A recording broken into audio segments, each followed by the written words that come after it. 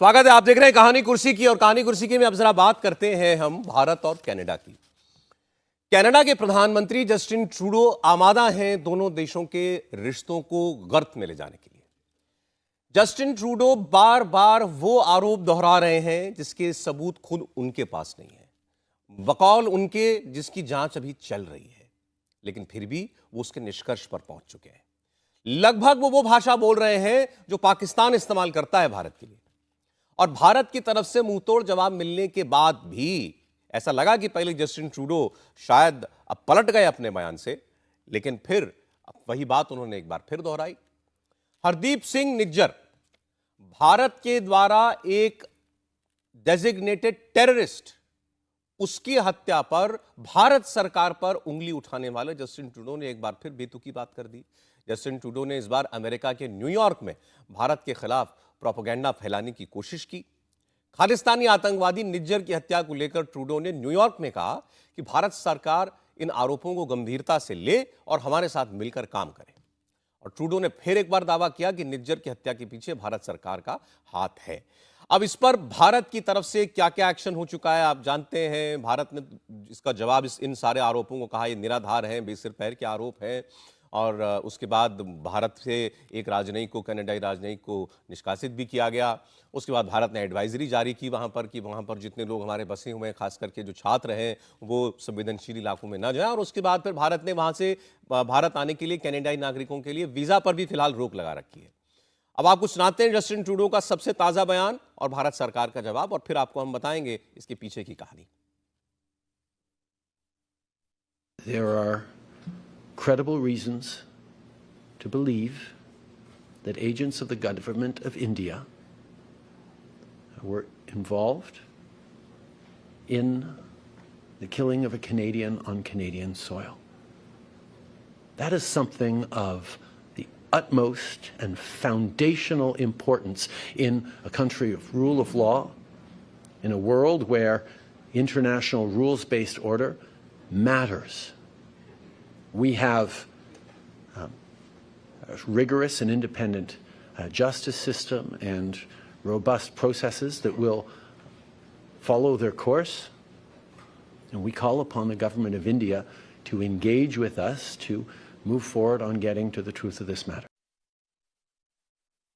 The larger issues of terrorism, and not just terrorism, but also the fact that it is being funded and supported, and we know this for some time from our western neighbor Pakistan.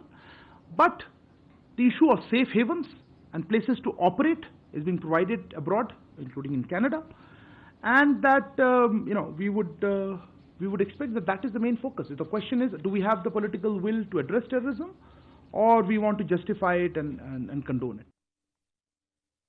Canada जैसे देश को भारत की सरकार कह रही है कि आतंकियों का, गैंगस्टर्स का सेफ हेवन बन चुका है।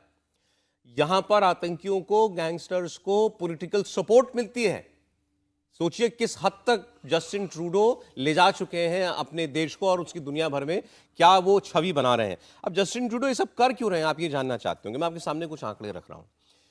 कनाडा में जो इस वक्त सरकार चल रही है, आपको बता दें तो वहां पर चुनाव होने वाले हैं बड़े जल्द, और 238 सीट जो है वहां की पार्लियामेंट में कुल है। दिक्कत जस्टिन ट्रूडो की यह है कि उनके पास 160 सीटें, बहुमत के लिए चाहिए 170 सीटें। और उनका एलआई कौन है? एलआई है एनडीपी पार्टी, जिसकी 25 सीटें हैं। यानी कि अगर ये एनडीपी ना हो तो जस्टिन ट्रूडो प्रधानमंत्री नहीं रहेंगे।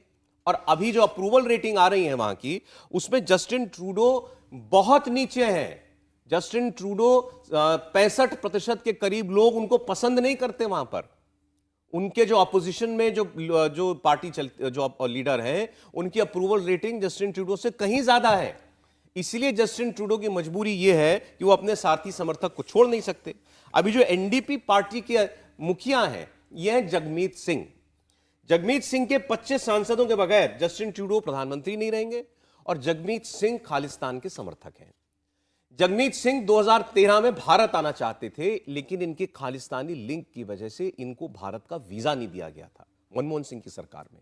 वो जगमीत सिंह इस वक्त जस्टिन ट्रूडो की बाह को मरोड़कर उनसे ये सारे पॉलिसी डिसीजंस करा रहे हैं। खालिस्तानी समर्थकों पर सॉफ्ट रवैया जो कनाडा की सरकार का है, इसके पीछे सबसे बड़ी वजह है ये उनकी सरकार में एनडीपी का समर्थन और जगमीत सिंह। अब कोई अपने पॉलिटिकल स्वार्थ के लिए, राजनीतिक स्वार्थ के लिए किसी देश के साथ अपने संबंध खराब कर ले, दुनिया में इसके बड़े कम उदाहरण होते होंगे, लेकिन जस्टिन ट्रूडो ये काम कर रहे हैं। नहीं, मुझे लगता है कि जैसे भारत में हम गांधी परिवार देखते हैं, वैसे ही ये ट्रूडो परिवार है कनाडा का। और कई बार हम देखते हैं कि जब कोई व्यक्ति बहुत जिसको कहें ना कि प्रिविलेज क्लास में होता है, तो उसके निर्णय लेने की जो क्षमता होती है, जो तरीके होते हैं, वो बहुत अलग हो जाते हैं। कई बार उनको लगता है कि नहीं नहीं ये तो हमारा, और एक यहाँ वाइट सुप्रीमेसी का भी मसला है, वेस्ट सुप्रीमेसी का मसला है, अमेरिका का पार्टनर होने का मसला है। कनाडा को ये लगता ही नहीं कभी, क्योंकि कनिष्क बॉम्बिंग के बाद अगर उनके पिता ने बचा लिया सबको, तो उनको लगता है कि हमारे लिए क्या है। तो ये जो तीन पीढ़ियों में वहां जो खालिस्तान पनपा है, और मैं तो कहूंगा कि अच्छा है, धीरे धीरे खालिस्तानी वहां खोज लें कि कौन सा इलाका उनके लिए सबसे अच्छा इलाका होगा, वहां अपना वो बसाएं देश कनाडा को, एक हिस्सा, 2 हिस्सा, 3 हिस्सा, जो भी करना हो करें। लेकिन 2-3 चीजें बड़ी महत्वपूर्ण है। देखिए, भारत की सरकार ने 3 बड़े सवाल खड़े किए। पहला, क्या आपने हमको कोई एक भी फैक्ट दिया है? तो अभी तक कनाडा की सरकार की तरफ से, और जो विपक्षी नेता हैं पियरे पोलिवरे, जिनको 40% लोग मान रहे हैं, इनको मात्र 31%, उससे भी कम है जो इनको मान रहे हैं, जो ताजा सर्वे आया है। तो चुनाव में पिछड़, भारत कह रहा है कि भाई आप कोई फैक्ट तो दो, कोई तो एविडेंस दो, वो नहीं दे पा रहे हैं। दूसरा, भारत सरकार ने बहुत कुछ बताया है। भारत सरकार ने कहा आपकी जमीन से ड्रग, आर्म और टेररिज्म, इन तीनों का जो कॉकटेल है, जो कैनेडियन सॉइल से हो रहा है, इन पर ये लोग हैं जो हमारे गुनाहगार हैं, ये आतंकवादी हैं, उनके खिलाफ नहीं कर रहे हैं। और तीसरी जो सबसे महत्वपूर्ण बात है, मुझे लगता है कि इसके लिए सबसे बड़े दोषी, और दुनिया में किसी सरकार ने आज तक ये नहीं किया, हमारे जो डिप्लोमेट्स हैं उनको एक्सपोज कर दिया है। वो थ्रेट में आ गए हैं, वो कोई काम नहीं कर पा रहे हैं।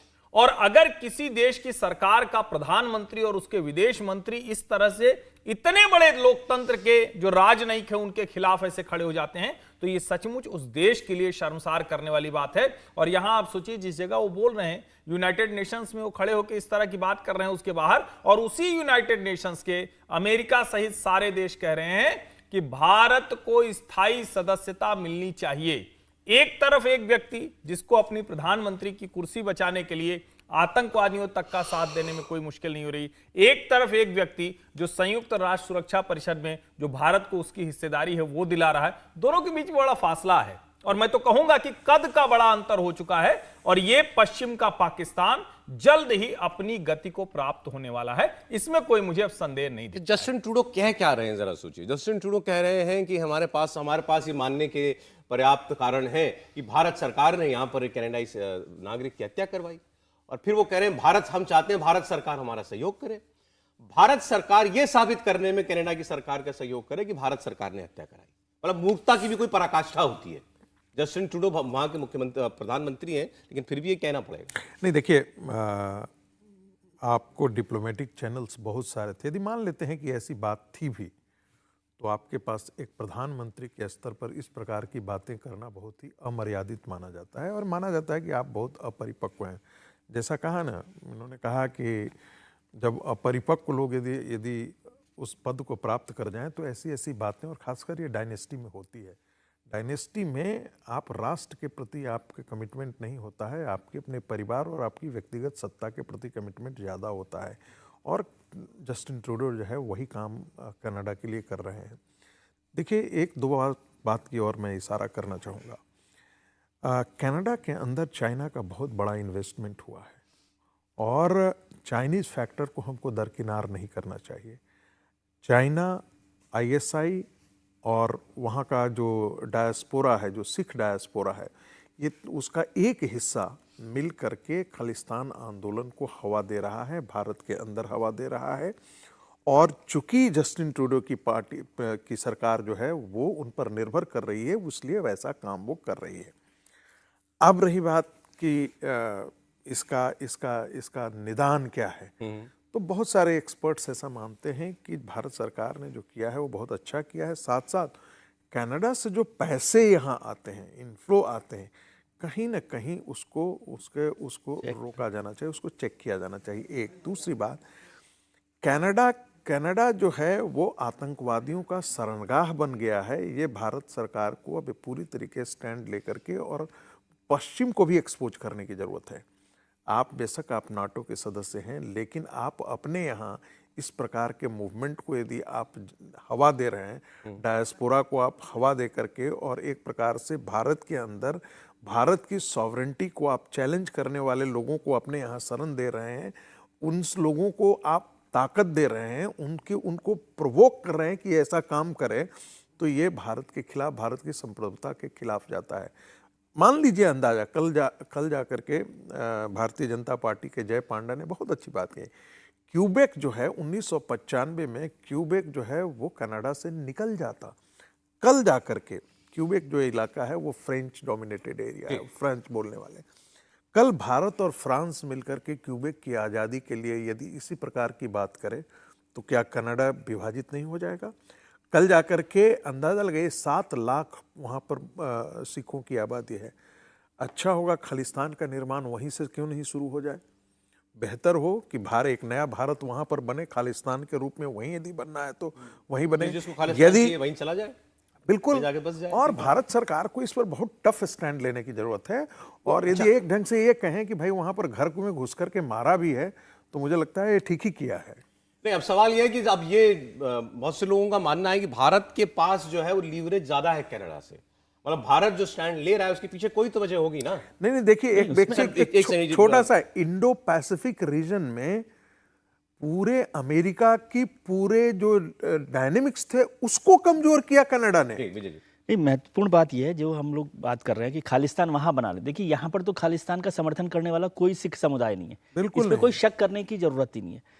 ट्रूडो जो है अपनी जो लोकल पॉलिटिक्स है जिसमें अपनी सरकार बचाना, अपना प्रधानमंत्री पद बचाना, वो और चाइना का जो सपोर्ट जिस तरह से वहाँ पर मिल रहा है, जिस तरह से इंफ्रास्ट्रक्चर में, जिस तरह से कामकाज में वहाँ पर उसका इन्वेस्टमेंट बढ़ता जा रहा है, वो दोनों चीज़ें उसमें मदद कर रही हैं। और ट्रूडो को ये समझ में आ जाना चाहिए कि वो पाकिस्तान की ज़ुबान बोलने से काम नहीं चला।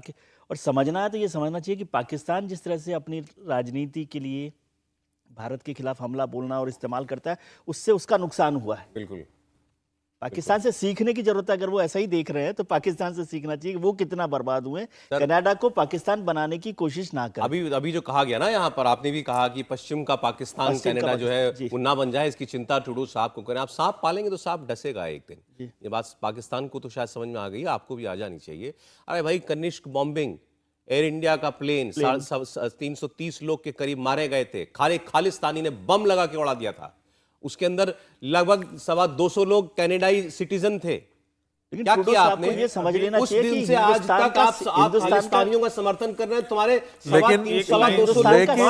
लेकिन वो दौर कुछ और था, ये दौर कुछ और है, ये नया भारत है। नया भारत है। हम कह रहे हैं कि उनकी सरकार को, ये जस्टिन ट्रूडो को सोचना है भाई, जो जिस विचारधारा के लोग प्लेन में बम रखकर मार सकते हैं 300 लोगों को, तुम्हारे नागरिकों को, आज तुम उसी विचारधारा को पालना पोसना चाहते हो, उसी को तुम और बलवान करना चाहते हो। और ये समझ लेना चाहिए कि हिंदुस्तान का सिख जो है ना, वो खालिस्तानियों के साथ एक लाइन जोड़ दूं। देखिए, कनाडा की पहचान इसीलिए होती है कि बड़ा अच्छा देश है, घूमना टहलना रहना जीवन वो सब ठीक है, लेकिन अगर वहां इस तरह से आतंकवादियों के ठिकाने के तौर पर चिन्हित होगा तो कनाडा की कोई हैसियत रह नहीं। इंडिया टीवी हर वक्त हर जगह डाउनलोड करने के लिए सर्च करें India TV news Google play store या ऐप स्टोर पर।